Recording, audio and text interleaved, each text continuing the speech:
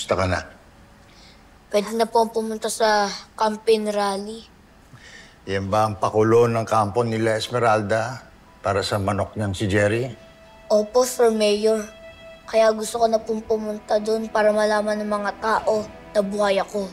At handa na ako para sa mga bagong hamon para sa pagiging barangay captain.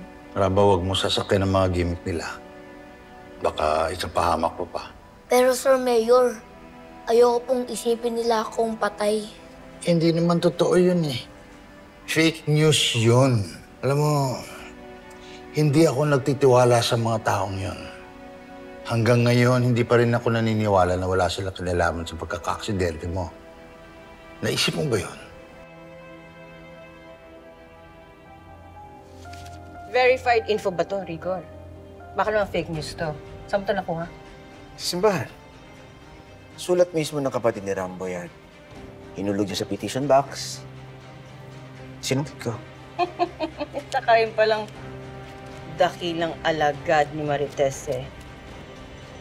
Kung sila man po ang gumawa nun, nabigo pa rin po sila sa gusto nilang mangyari sa akin. Eh, hindi ka naman nila papatayin eh.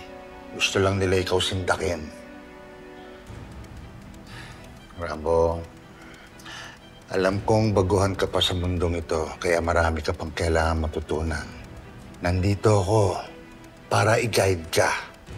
Obligasyon ko protektahan ka at maturuan. Ayaw niyo rin po yata akong pumunta sa plaza. Mas gusto ko maging ligtas ka.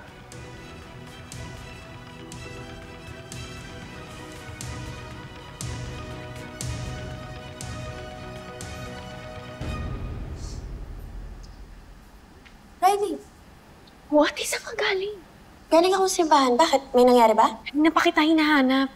Oh, may nagbigay sa akin ng nurse ito kanina. Para daw yan sa'yo.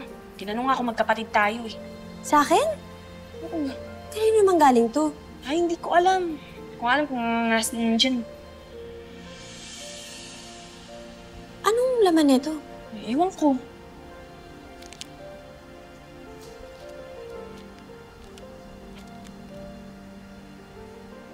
Ang dami yan!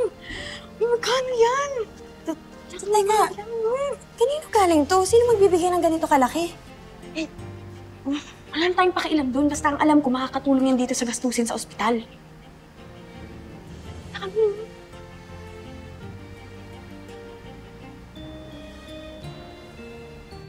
Anong plano mo dyan? Eh, ilalaruin natin.